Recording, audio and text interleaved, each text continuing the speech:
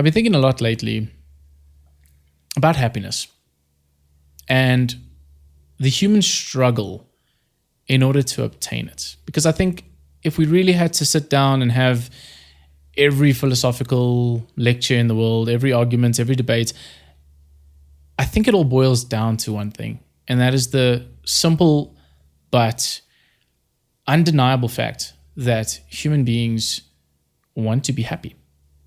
You know, we wouldn't do anything in life if it didn't mean happiness in one way or another. You know, what would be the point if we all just existed? And people will say, oh, it's to improve things and to build a legacy and, you know, all these grandiose, ambitious statements. But ultimately, what's the point in any of these things if they don't generate happiness for ourselves or for others? What's the point in living in a black and white world where there is no richness in color to the experience, to the video game, the game of life, right? But I think a lot of people get this confused, as I have, and I'm sure many of you have, in the fact that we start to consider happiness as something to be gained outside of ourselves, right? It's that classic materialistic trap of once I get the car, then I'll be happy. Once I get the girl, then I'll be happy, you know? As simple as once I eat the burger this afternoon that I'm craving, you know, once I get my hands on that delicious food, then I'll be happy. And I'm sure, even as I say those statements, you know, you might think to yourself, well, obviously, we all know that things don't bring you happiness, but how many of us still go out in our day-to-day lives every single day and chase things, chase validation, chase status, just trying to get a sense of peace for the time being? And that, for me, after much consideration and after sitting through some pretty painful experiences myself lately that have not led me down the road of happiness, I've realized, or I've thought about the fact that if it's not going to be things, if it's not the achievement or the people that I gain or the relationships I foster or any of these materialistic things, you know, then what is it? What brings a human being happiness? And I kind of said it a few sentences ago, and it kind of came to me the same way it just did now. But I realized that real, genuine happiness lies in peace of mind. I mean, think back to every moment that you were happy in your life that brought you joy or even just calmness or a state of clarity. It was probably a moment where you didn't question your own happiness, right? It's funny, there's a quote that says, happy people don't question the meaning of life. I think Mark Manson said that, but it's true, you know? It's like when you're very happy and things are going your way, you don't often sit around like we are doing right now, and you don't often contemplate what to do in order to be happy or to get out of your misery. And the reason you do that is because you're up here. Your mind is running amok. It's going crazy. It's racing. It's when you are not grounded in a one-pointed single focus. That is unhappiness. But when you are in the present moment, when you are here right now, enveloped in the thing you are doing, and your mind goes silent just for a little while, that leads you to peace of mind, but then ultimately that happiness. And I think this is why so many of us get confused when we do eventually succeed in achieving a goal. We get the goal.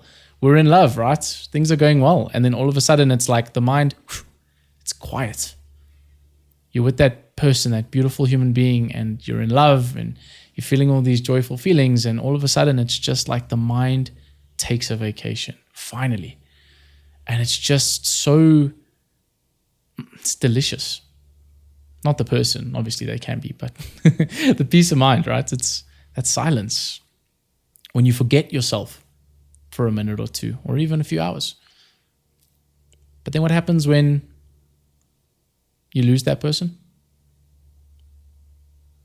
There you go, they leave your life, or you lose the job, or the fancy car has been in your garage for the past 2 months. The mind comes back, tries to fix things, tries to solve, tries to strategize, because at the end of the day, that's all our mind is there to do. It's a human biological mechanism designed to keep us safe, to help us survive. And when things don't feel good, our mind jumps in and tries to fix everything, solve the problem, get another thing to replace that thing to bring us happiness and peace of mind. Meanwhile, the mind is the very thing it's trying to destroy. And that is why perhaps you, and definitely me, have ended up in the cycle of just finding peace, being joyful, and then coming right back to the beginning where it's like, okay, I'm back in the mud. My mind is racing again. And then wondering to yourself, how do I get it to quiet down? How do I find happiness without needing these things, these relationships, these cars, these achievements? How do I get these things, how do I get to the state of mind, of no mind, without constantly striving, constantly needing external things to satisfy that peace? And for me, that has become a very poignant question, and a very, very important thing in my life, because, lately I haven't been at peace. And like I said, it's only when you're not at peace, when you're not consumed in the moment of what you're doing, that's when you notice it the most, And it's been something that I've been really, again, paradoxically trying to think about, but then realizing that thinking, it just leaves you in a rut. It's like grinding your wheels. You're stuck in the mud and the wheels are moving, the mud is flying, but the car's going nowhere. The mind cannot escape itself. And that is one of the realizations that I've had recently in terms of how to find that peace of mind. It's realizing that the mind can't do it all. You can't sit and think about your problems. A beautiful quote that I shared a while back was, stop wasting your life trying to figure it out. And this sounds scary. It feels as though, well, if I don't figure things out and I don't strategize and I don't plan ahead and think, my life's going to shit. It's going to the garbage, right? Like, things are going to fall apart. But my question to you that I want to ask today, and that I've asked myself so many times now, is how many times or how many hours and days and weeks and months have you spent trying to fix your life, only to be back watching YouTube for another video, trying to figure out why I'm not happy? Why haven't I finally found the answer? How many videos have you watched? Like myself, how many thousands of hours of content have you consumed trying to strategize and find the right answer over and over and over again, only to lead back to step one? It was this realization that made me realize maybe the mind doesn't have all the answers, and maybe it's time for a different approach in order to try and calm down these restless thoughts so that I can start experiencing peace of mind and be happy. Because like I said, you don't want to waste your entire life trying to solve the puzzle of it, to solve the game, right? It's like a video game. That's why we call this channel the game of life. You don't want to play the entire game stressing out to beat the game, and then by the time you win the game, it's the end of the game, and you realize you've just spent all this time stressing for nothing. Whereas the game was meant to be enjoyed. It was meant to be experienced in every moment with full love and attention. And so, I'm no enlightened guru. I haven't ascended, I haven't transcended my feelings and thoughts, and I often come back to this problem. But I have recently discovered a few very powerful practices and considerations that I'd like to share with you in this video today, that hopefully might lead you down a path of a little bit more peace of mind so that you can start experiencing just a bit more happiness in your life and in your day-to-day experiences. And I think one of the obvious answers and one of the most obvious practices that you've heard time and time again, and I'm going to sound like a broken record, and maybe you've tried it and you hadn't succeeded at first, but if you just persevere with it, it works. And it really serves as the foundational grounding of your peace of mind. And that, like I said at the start of the video, is meditation. Having the ability to sit down every day.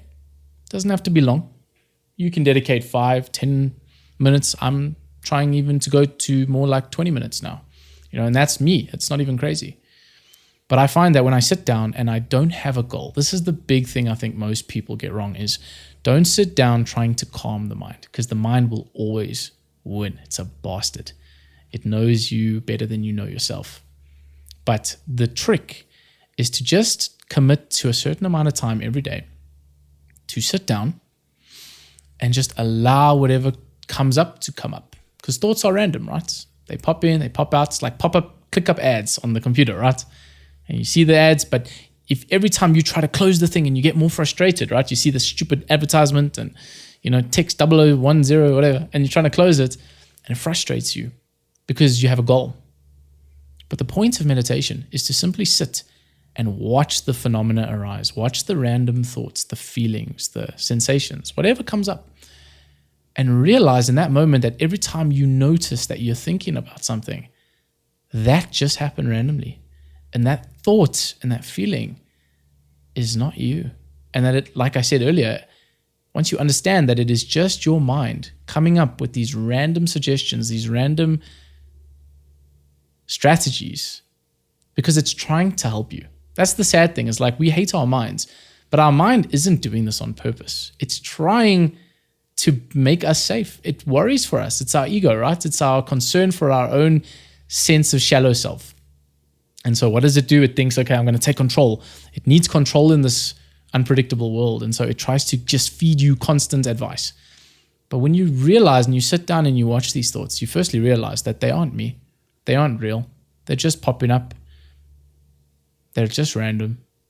But more than that, you realize that the thoughts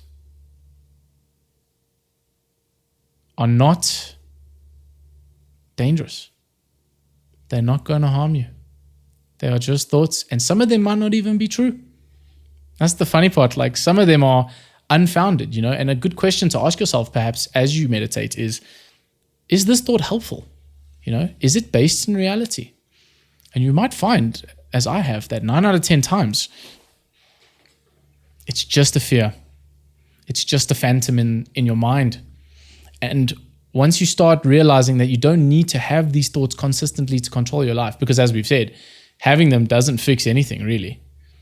Sometimes you may have a useful thought, and that's great, but those useful thoughts will feel like clarity. They will feel exciting. They will feel like love and purpose and inspiration. They won't feel like fear. That's just the phantom speaking. And so all you have to do in meditation is sit down every day. Just give yourself the space to be free. Let your mind think, but watch it. Just notice what comes up curiously as an observer.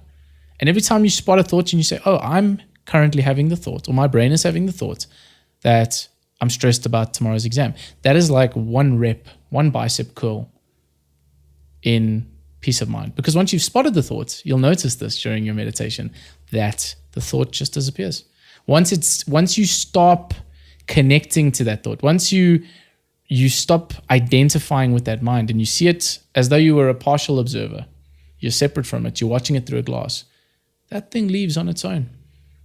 The mindfulness is the cure. The seeing is the only doing, as Ramesh Balsekar would say. The seeing is the only doing. The same thing applies to feelings. And this is a secondary practice along with meditation. But a big reason why you are constantly thinking and why your brain is running at 1,000 miles per hour is because most of us are afraid of our feelings. When was the last time you sat in a room for 10, 20 minutes and did nothing? Absolutely nothing, but just sat with yourself, bored. Boredom is a massive fear for people. It's huge for myself, for everybody, unless you're an enlightened guru. Because with boredom comes thoughts. With boredom comes uncomfortable feelings. You don't want to sit there and face these uncomfortable sensations that are going through your body. But again, the same as meditation with thoughts.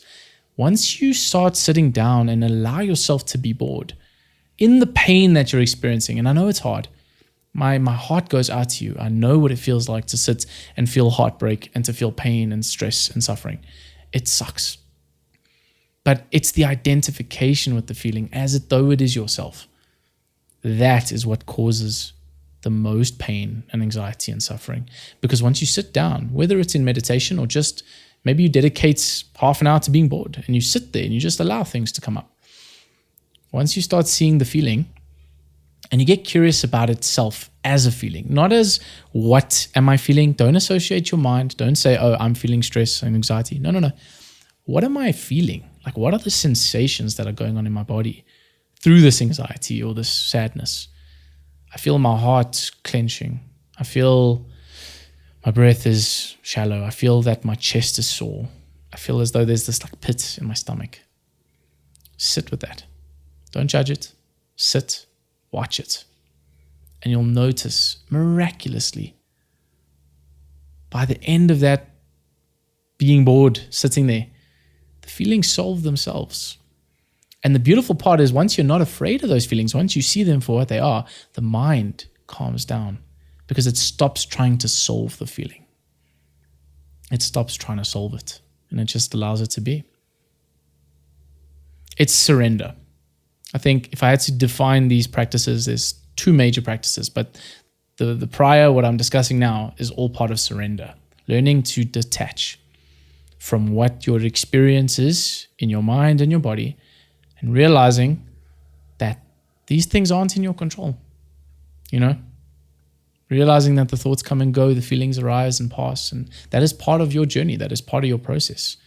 And maybe it's in you demonizing those things and making them wrong, making yourself feel like there's something wrong with you because you can't get rid of these things, that perpetuates the cycle and keeps the mind running, which prevents you from having peace of mind. But what if you let go? Just a simple, innocent question. What if you just surrendered and you just stopped looking at yourself like a problem to be fixed for once in your damn life? For once, just realize that maybe there is nothing to fix.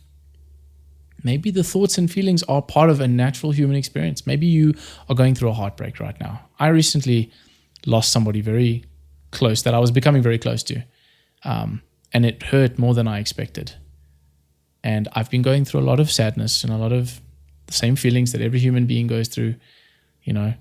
The sadness of losing a special relationship, the breaking of attachment to what I started to really love about that person and what I appreciated, and the way I got to live my life and experience things through that person. But then also the stress, the anxiety of what is this person doing now? Have I made a mistake? Is there something I need to be doing? Right? Which brings us to the second part of this advice. But it was only when I started sitting down and watching these thoughts and watching these feelings and sensations and just realizing that there's no way but through. The more I try to run away from the feelings, the more I try to dodge the thoughts and fix things, the worse it got. And once I finally accepted the fact that I was sad and that I was going through a natural human experience, heartbreak, that's when things started to feel more peaceful. It's when, the sadness still lingered for a while. It still does. But the peace of mind started getting stronger because I realized that I am greater than the pain I experience, and I will survive, and so will you. Now, the second part of this video, or this advice, is going to be a little contradictory to what I've said so far, but I still maintain what I said. Surrender everything, to life, to God, to the universe. Surrender needing to fix problems, and you'll experience a lot more peace of mind and happiness, which will bring you back to this moment, because it's once the mind quiets, then you're here.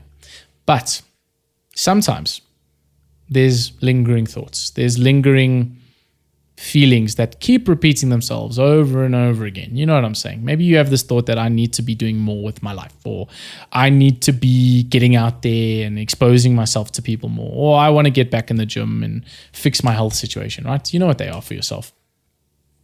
There's this lingering thought that goes on and on and on, and it keeps bugging you. And no matter how many times you sit with it, because I would suggest starting to sit with it, sit and see it, observe it. The seeing is the doing. Feel it. If you notice that during these moments of clarity that these thoughts still arrive and they arise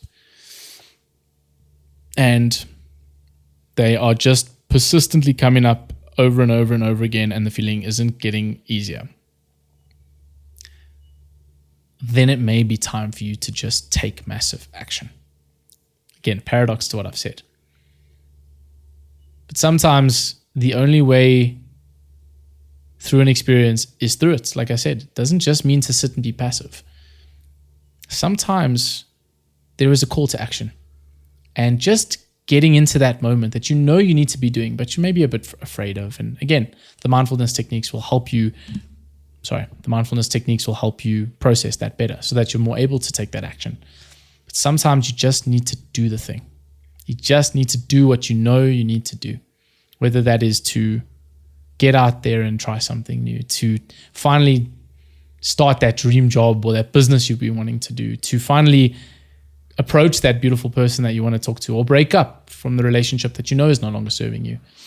Sometimes it is being in the moment and just moving and doing and building that momentum that paradoxically also puts you in this moment, because now you're taking action. You are here and you are making progress towards something that's important to you. If you can combine both of these practices, you first start by sitting down with it, surrendering control, realizing that it may not be up to you to fix this problem and that you just need to allow it to pass. Realizing that there is nothing to fix. You aren't this project, this DIY utility that needs to be solved all the time. You're a human being that needs to enjoy the experience, to trust life sometimes, to allow these things to come and go. You do that, but in these moments of clarity, if you realize that there's something that if I don't do it, it's going to bug me forever, you get your ass out of the seat right now, and you'll know, as I say these words, you'll feel it. You know that there's something that needs to be done. Get up, embrace all the feelings associated with that thing, anger, fear, nervousness, whatever it is. Trust yourself, trust life, and go. Take the action.